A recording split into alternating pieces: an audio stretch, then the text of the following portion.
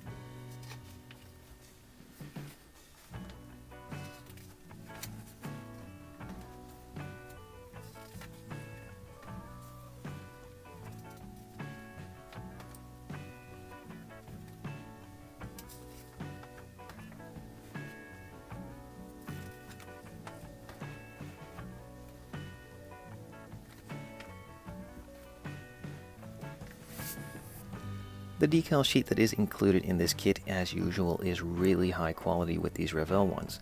The printing is really sharp, and this one has a lot of amazing details molded in, printed in of course, and these look incredibly nice. As you can see from close-up, these decals are very tiny, but they look super sharp and seem to have captured all of the small details in them. Even a lot of the interior parts are on there too.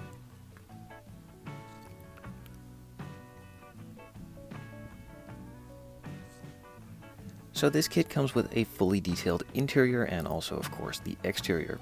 On the main interior tub you can see a lot of the different modules and computer systems which are molded into one big piece. Now, not a really big problem, as a bit of paint and some time and detailing will fix a lot of this and just make it look even better. The dashboard also comes in multiple pieces, probably to make it easier to paint some of the parts or just to assemble it, I'm not really sure, but that will of course follow in the build itself.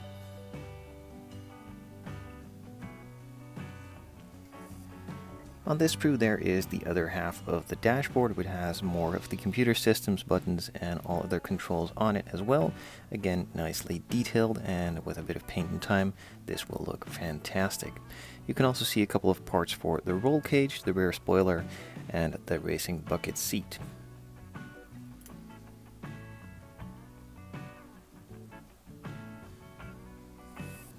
The roll cage itself is also combined with a couple of the parts for the rear chassis, and also a lot more detailed pieces on here as well, along with the steering wheel and some other parts. I'm pretty sure this is for the gas tank and these nice side mirrors as well.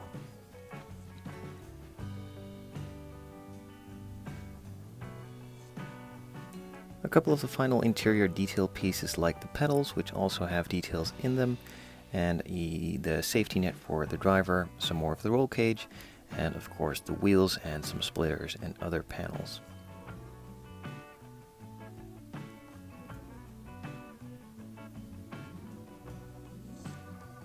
The kit does not only come with a nicely detailed interior, but it also comes with a full engine as well.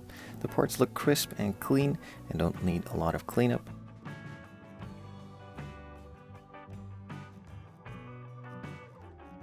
On the next sprue there are more parts for the engine, some of the inlets, some of the hoses, and a lot of the pipes and exhaust pieces even, plus a couple of the radiators and some more pieces for the main engine block too.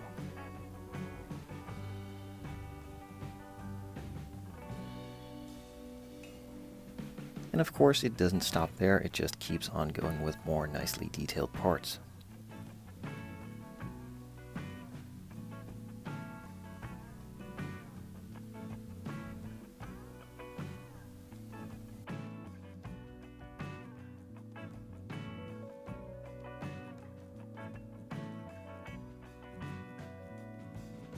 The main piece for the chassis and the bottom is one flat piece with a lot of the fins for the rear diffuser and just some detailing for a couple of the bolts, It's done really nicely and feels really solid and also is straight.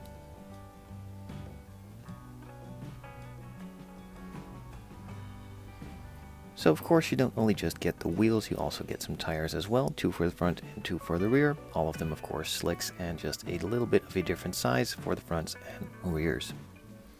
In order to mount them, there are 2 metal pins also included. Now, of course this does mean that they do roll, but they are not turnable for the front wheels. The clear sprues are also included in this kit. Now this part is pre-bagged and pre-painted, which makes it a lot easier as these are pretty much neater than I could probably do them myself. Although some of the edges aren't perfect, they need a little bit of touch-up. The main lines themselves are really nice already. The second sprue for the clear parts is a bit wobbly and a bit bent and seems to be missing a couple of parts, but I'm probably pretty sure that are these pre-painted ones. The rest of them look really nice and clear.